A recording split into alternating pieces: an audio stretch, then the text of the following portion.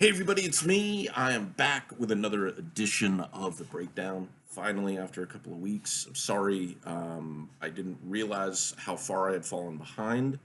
I had recorded a bunch all at once and just set them out a week in advance of each other, of course, and then, just kind of forgot about things. Been heavily working on my portfolio.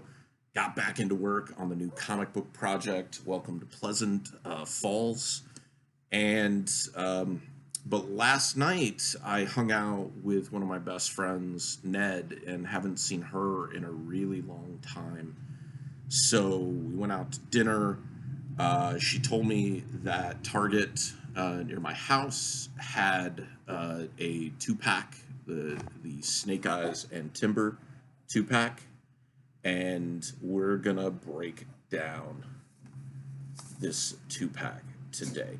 This is also the very first plastic-free Hasbro packaging that I've purchased, as well as the first that I'm breaking open and reviewing. Check it out.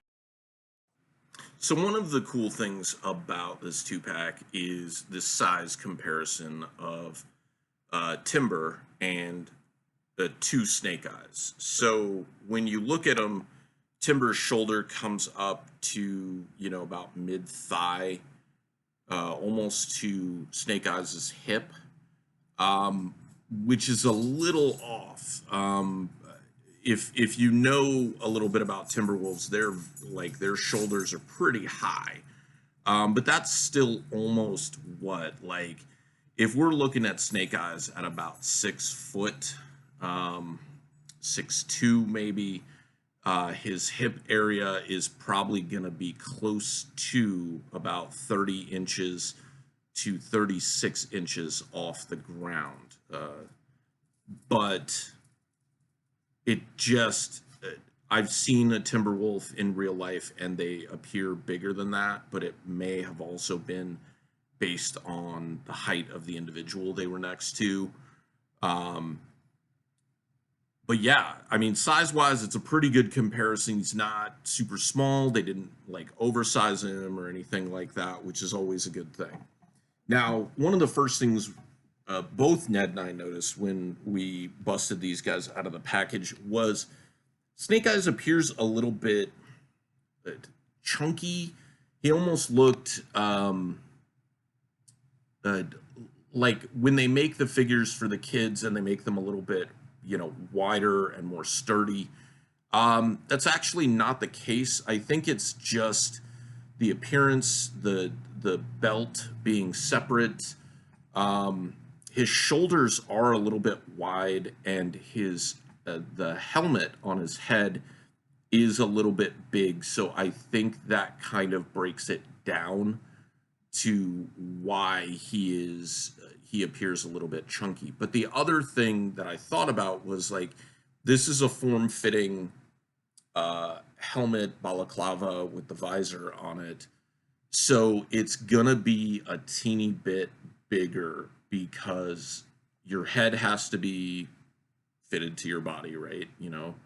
And then that's got to fit on top of it. So I've seen figures in the past where they weren't able to do this. They didn't have that type of technology. I think it was the second Deadpool figure that they made where you could take the mask off, and with the mask it was his head was proportionate to his body, and then as soon as you take the mask off, his head is really tiny underneath. It was kind of funny.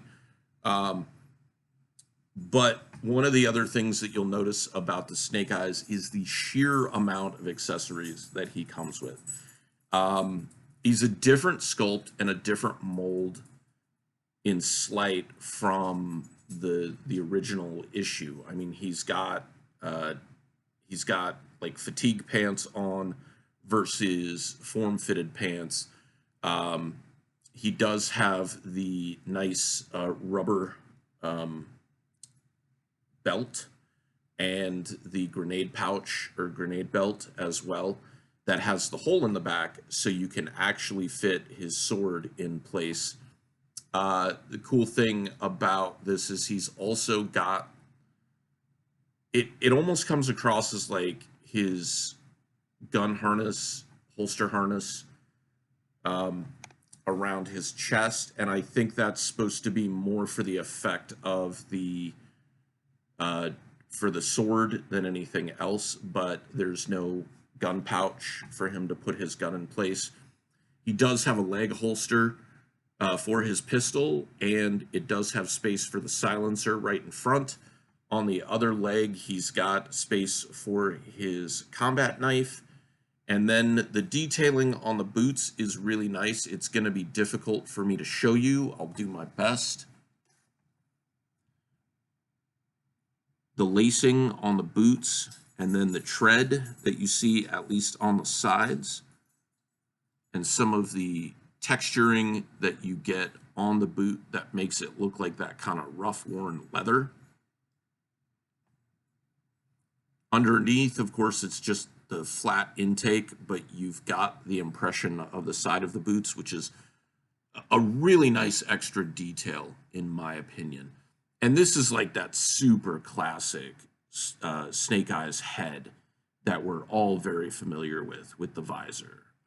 That's not like that weird plastic one that they did for the movie. So we're going to break down Timber, and Timber comes with two heads. Timber comes with, I guess, their normal head. That's the head they're packaged with. And as you can see, Timber has some scarring along the left eye. And then on his aggressive face, hold on a second. On his aggressive face, it's a lot more prominent. You get it down onto his snout, above the eye, on the top of the forehead. The head was a little difficult to change out, which I kind of don't like. But the great thing about this figure is you can kind of move his head around to position. He's got a pivot around his shoulder. You can't really turn it from side to side, but it can go up and down a little bit, which is kind of nice. You've got the mid belly swivel, and then you've got the tail, which can kind of rotate and go up and down a little bit. Each of the legs comes with 3 points of articulation. These front ones, do these come with 4? Holy cow, the front ones come with 4. Nice. So the front leg, you got your hip, you got your knee joint, you got your where the dew claw would be, your ankle pivot, and then right where the little paw is, you've got a little bit more articulation so he can kind of like leap into action. Paws are pretty nicely detailed. I mean, he's got the paw pads on there. The back legs, you got the hip, you got the knee, or actually, no, you do have 4 points. Yeah, you get the hip. This is actually the knee right here. You got the ankle, and then you've got the little paw rotating right there. The detail on his fur is pretty nice. I do like that it's not smooth, or like a slower brush. I like that his back hair is bristled up because he's obviously on alert. But at the same time, if this is them in more severe weather conditions, Timber's fur is going to be grown out, presumably for cold weather. And that's an important detail that might be, not as important to somebody else, but it's kind of important to me. Snake Eyes comes with a ton of accessories. I was really surprised about this. I thought so that all the extra accessories come in these little flaps. So if you've never opened one of these guys before, be sure you cut each of these open because each of these contains a weapon and you might end up losing something. I almost lost some stuff because I just thought they were like padding to keep things together. He comes with an extra set of hands with the ninja climbing gear on one hand, and then he comes with a throwing star in the other hand. He comes with a ton of guns, but he also comes with, I forget the actual name for this, but it's kind of like a kerchief, like poncho to keep him warm. It does coordinate fairly well. Made out of different material, obviously, but it coordinates color-wise with his pants.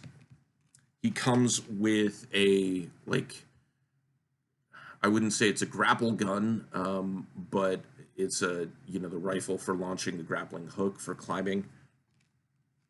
He comes with his classic Uzi, and this may not be an Uzi. This may be a Tech 9 or a Mac 10. So somebody who knows something about guns can definitely correct me in the comments below. He comes with a full-on assault rifle. The detailing on this is pretty cool. And then he also comes with a sub-assault rifle. And it's kind of interesting because you've got the, I wonder if that's just how it's supposed to go. Like if the magazine goes in that area, or if it's supposed to be the magazine for that. They look like they're the same. So it's the same caliber, I would guess, in terms of what it does in terms of the bullets it throws out. But it's interesting the way this is designed, that your ammo is actually coming from behind. It's almost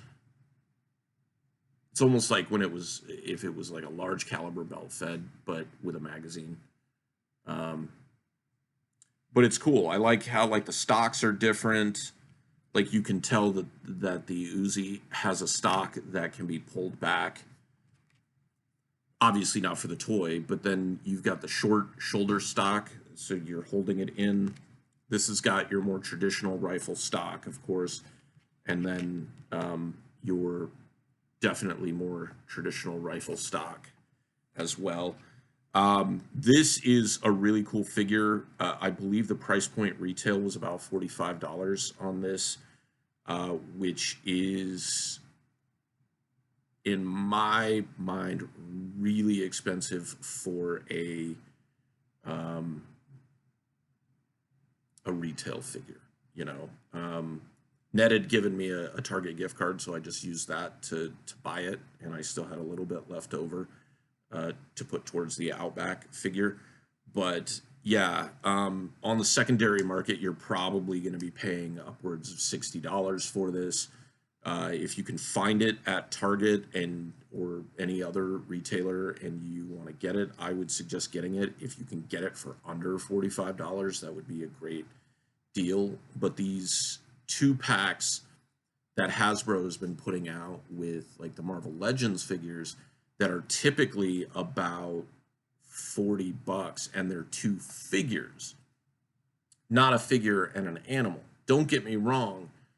Timber goes with Snake Eyes. Fiona goes with Crocmaster. Like, there's really no 2 ways around that. And it is a substantial 2-pack.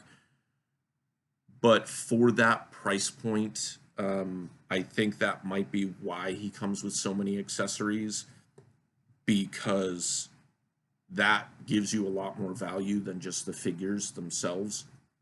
Whereas with the Marvel Legends figures, you're typically getting like 1 extra head for one of the characters and maybe extra hands, and that's it.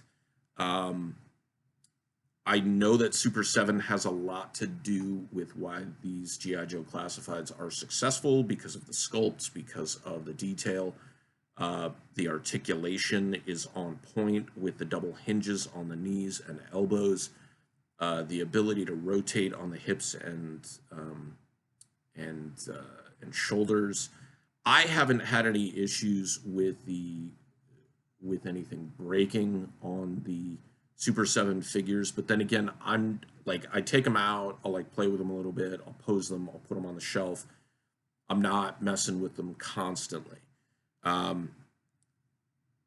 But if I were going to go for 6-inch scale figures for the best quality that I've seen, I'm probably going to stick with the Super 7 figures. The fact that Hasbro's been upping their price points on things is pretty obnoxious.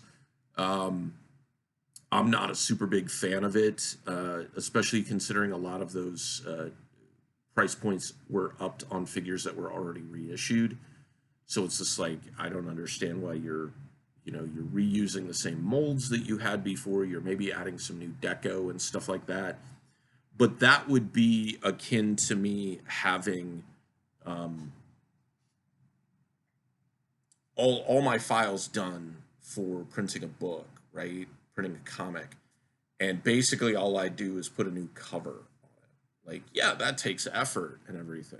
But am I then going to charge like 5, 10, 15% higher on that cover price versus what I was charging previously, considering all that work was really already done? All the design work, everything, just the cover was different, or maybe just colored different, or something like that.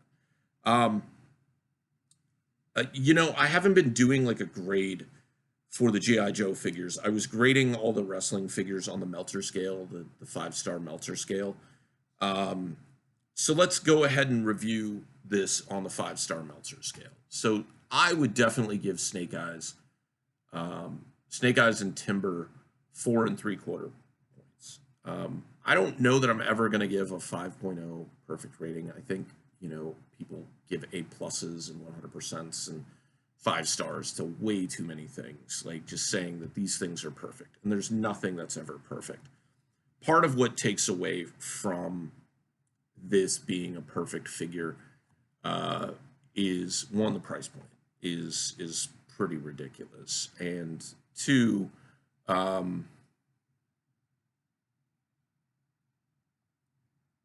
I really wish I had something else in my head and had not started just doing the Meltzer scale on point like this. Um, yeah, I would say the price point is definitely a detriment. The plastic-free packaging is definitely a detriment, because if you don't open your figures like I do, then you've got this sitting on your shelf, and it just looks like it's an okay piece of artwork. It's not great, but this looks like it's a puzzle, right? So this is what you got on your shelf, essentially. And if you don't open it, honestly, you don't know if the figure's actually in here or not. That's another downside to this plastic-free packaging. It's not like there's a ton of plastic in there, But I did forget about the tray that the figure sits in. So yeah, that's kind of misleading.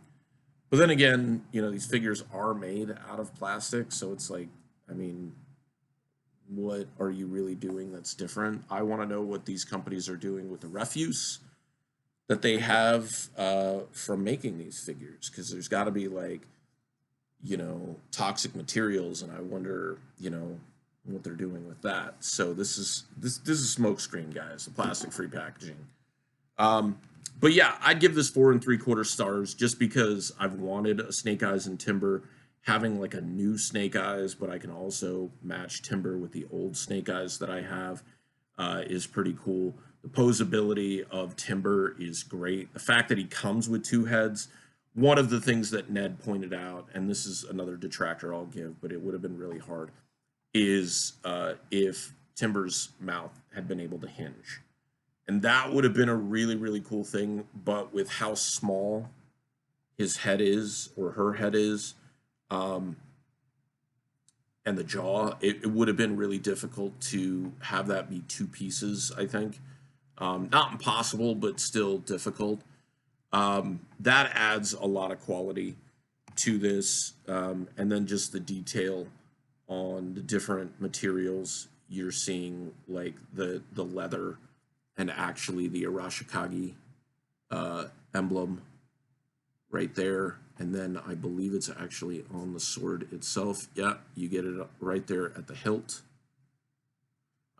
So those are definitely cool things. I think if they had made Snake Eyes look a little weather worn, and if they're in cold weather, then you could have added like some frost onto like parts of his armor with some paint swipes. But it's almost better this way because if you add those paint swipes, sometimes it looks a little crappy.